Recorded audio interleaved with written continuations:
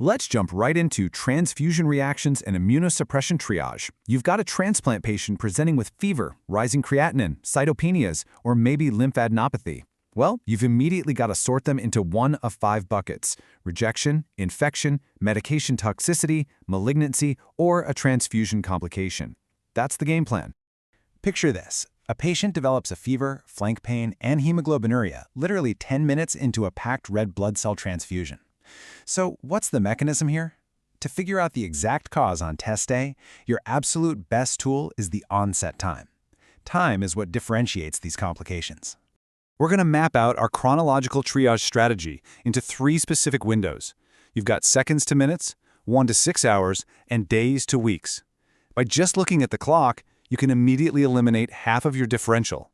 Let's break down this timeline. If it happens within minutes, you're thinking anaphylactic or acute hemolytic reactions. Moving to the 1 to 6 hour mark, that's where TRALI or febrile non-hemolytic reactions show up. And if it's days to weeks, now you're looking at delayed hemolytic reactions or graft versus host disease. Now here's where we apply our blood product modification rules to prevent these exact disasters. You've got to use washed red blood cells to strip away plasma proteins for patients with IgA deficiency. And for chronically transfused or transplant patients, always use leukoreduced products. That's going to prevent those febrile non-hemolytic reactions and stop CMV transmission in its tracks.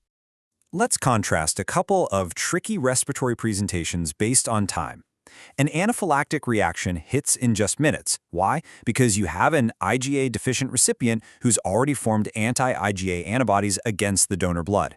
That leads straight to shock and wheezing. On the flip side, transfusion-related acute lung injury, or TRALI, pops up within 6 hours.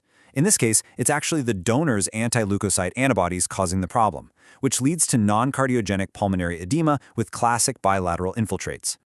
Now, how do we differentiate an acute hemolytic reaction from a febrile non-hemolytic one? This is a classic trap because both are going to cause a fever. But here's the catch. An acute hemolytic reaction will show plasma-free hemoglobin over 25 milligrams per deciliter, flank pain, and a positive Coombs test.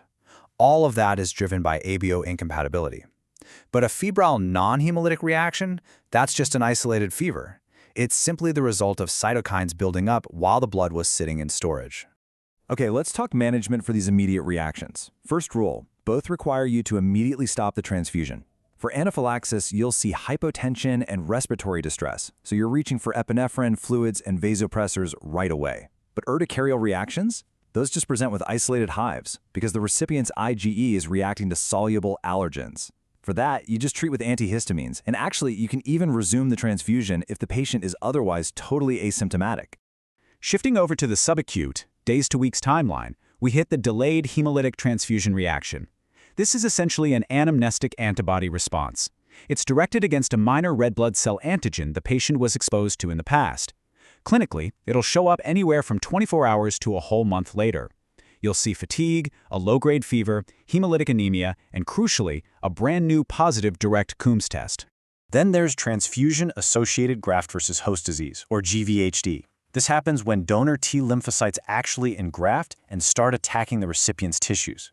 The classic presentation to watch for weeks after the transfusion is a mix of a rash, fever, severe gastrointestinal symptoms like nasty diarrhea, and pancytopenia. And remember, you've got to prevent this in high-risk patients, like bone marrow transplant recipients or folks with cellular immunodeficiencies. How?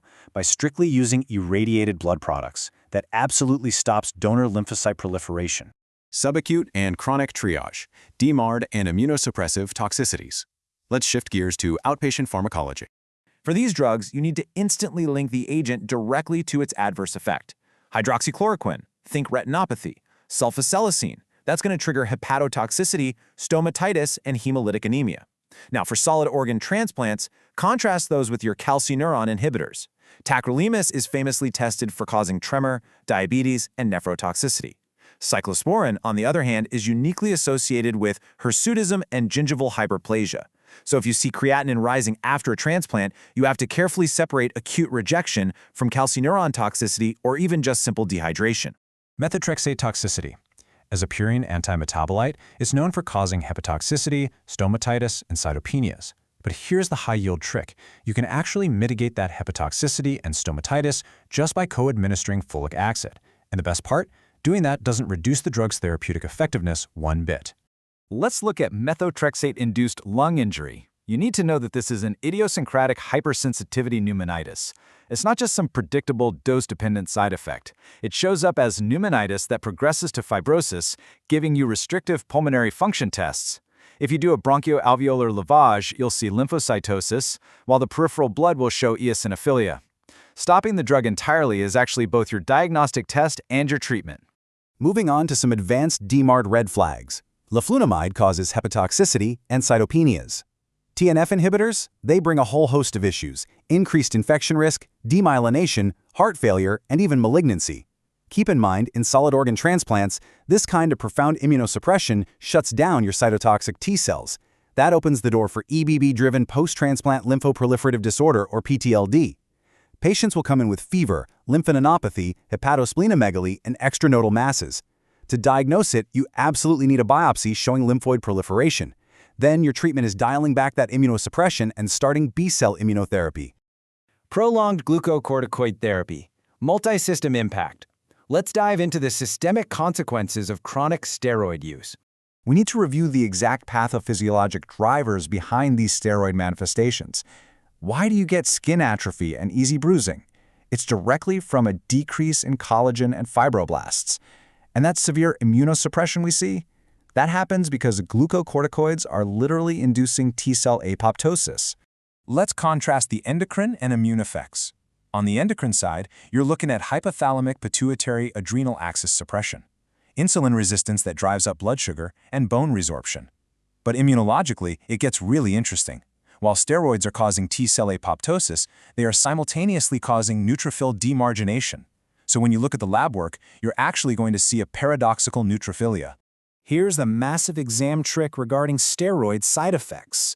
The vast majority of these adverse effects are at least partially reversible if you taper the dose, but steroid-induced pediatric cataracts are completely irreversible. That's due to permanent changes in the lens epithelial gene transcription. Because of that, any child on chronic steroid therapy needs very frequent, scheduled ophthalmologic exams, no exceptions. Final rule to lock in for the exam. You must match the complication to the timeline.